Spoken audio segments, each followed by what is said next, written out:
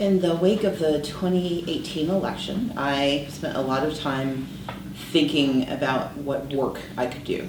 I wasn't going to get the job of being governor, but the work that I wanted to do remained. And my mission was to really think through how could I be the most effective in these efforts. And that led to the creation of 3 paths. One is the work I've been doing for most of my adult life on voting rights, and that led me to expand the work I've been doing with FairFight. We took an existing organization that had started years before, converted it into FairFight Action, and added to it FairFight PAC, which was able to do the political side. So FairFight Action is our C4 work, which is the plaintiff in our litigation. It is the C4 that really underpins a great deal of our community activities here in Georgia. And then FairFight PAC is the political side. That's the work we've done not only here in Georgia, but the work we've been doing now around 20 states, where we are focusing on how do we ensure we protect the elections of 2020 from voter suppression. And voter suppression is real. We know that in the 2018 election, we were able to achieve record turnout in every community: Latino community, Asian Pacific Islander community, the Black community, driven by our campaign, and it manifested itself in an excitement that we had not seen in Georgia before among those who were Democrats. But what we also saw was unprecedented purging of voters, closure of polls, difficulties for non-native English speakers to be able to bring translators into the polls with them, challenges for naturalized citizens to be recognized as eligible voters. A range of issues faced voters, and that voter suppression existed alongside of voter suppression. There's this false narrative that you can't have increased turnout and have suppression. But actually what it means is we need even more people to turn out to overwhelm the system of suppression as it exists and as it has been perfected in Georgia, first under then Secretary of State Brian Kemp, and now under his successor, Secretary of State Brad Raffensperger. Raffensperger just recently purged 300,000 people, or attempted to, although we were able to identify 4,500 people who need to be put back on the rolls, and 22,000 errors that he made in a single process. There is no excuse for stripping Americans of their right to vote in error. And had we not filed our injunction, had we not done the work of pushing this conversation, 22,000 Americans, 22,000 Georgians would have lost their right to vote and had to go through the process of getting reinstated. But FairFight is also a larger conversation about democracy, which is a conversation about power.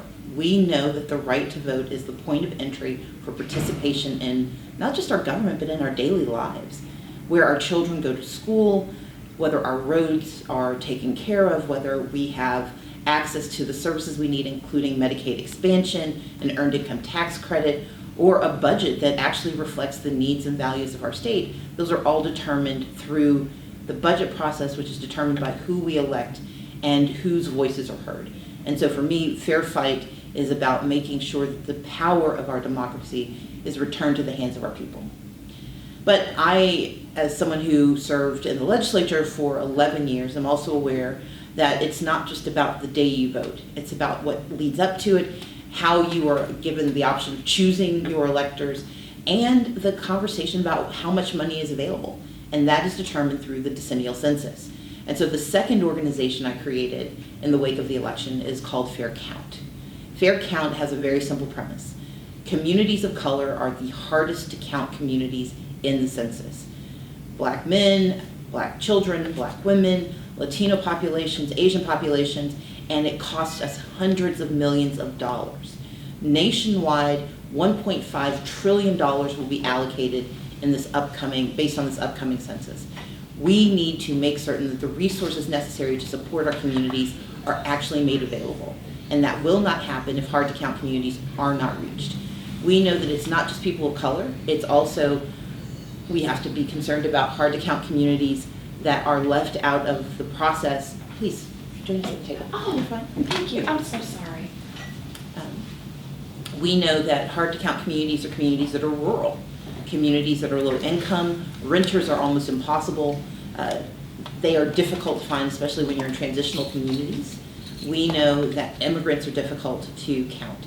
And unfortunately, we have a leader of this nation who has undertaken explicit attempts to stop people who are not documented from being included. And he's gone a step further, because while the citizenship question ostensibly seeks to ask whether you're a citizen or not, the census does not care.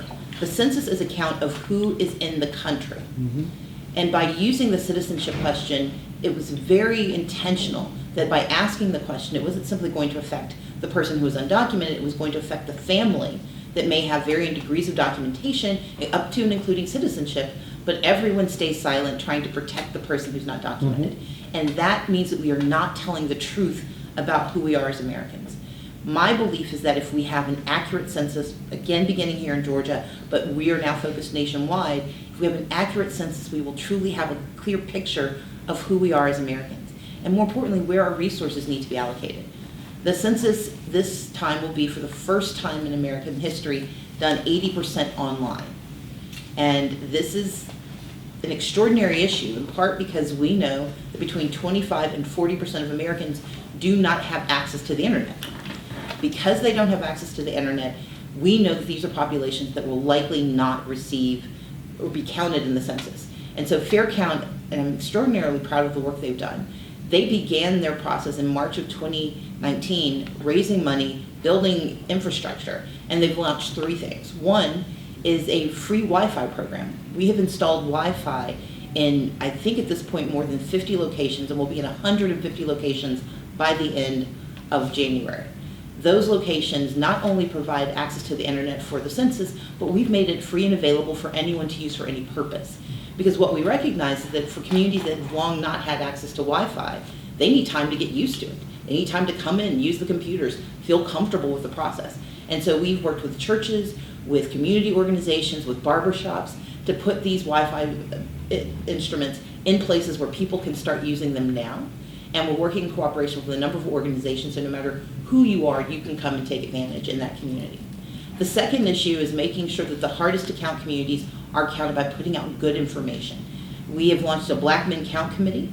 There will also be a Black Women Count Committee, and we're working with other groups of color to make sure that we are being deeply embedded. We have national relationships with the CBC, the Congressional Black Caucus. I met last year in December with not only the Congressional Black Caucus, but the Congressional Hispanic Caucus, the AAPI Caucus, and one of the Native American members of Congress to make sure that we're all paying attention, and FairCount will be working with all of them.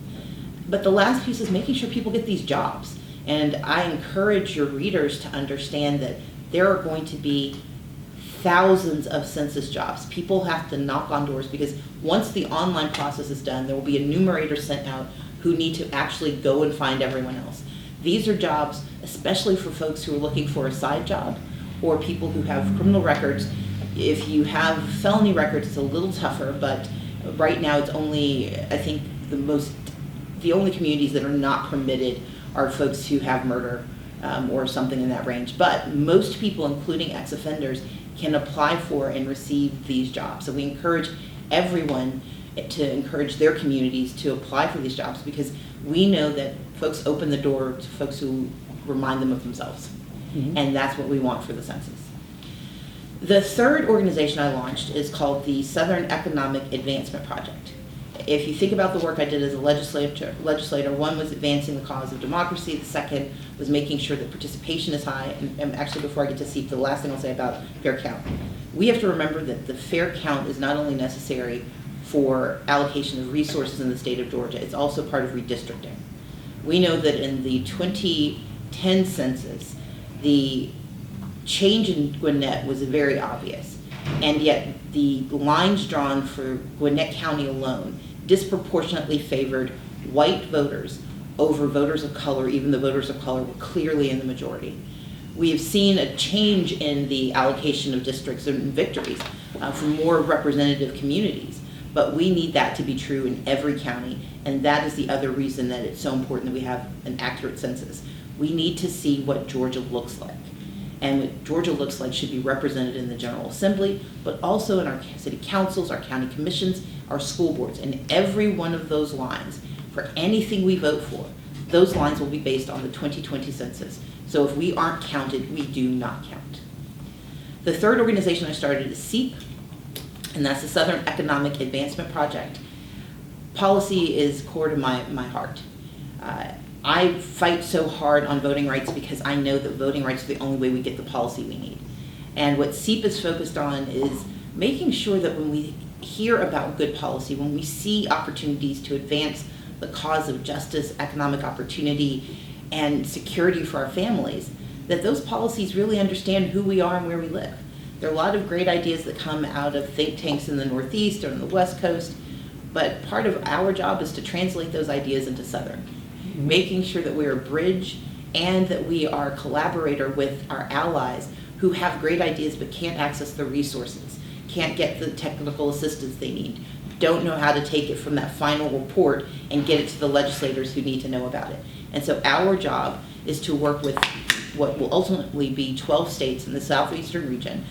We are now based in 4 states. We're going to expand into another 2 states because we're pretty young.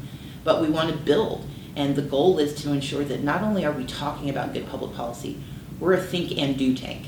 You can see us in action, and we're talking about things from how you take the Green New Deal and make it apply to the South, how we deal with the aftermath of disasters, the conversation about ex-offenders, how do they get access to banks?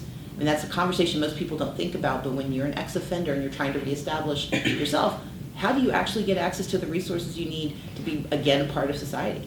And so we're looking at especially those narrow questions or those unexpected questions of public policy, because there are good people out there doing this work, and we want to make sure their work is not only amplified,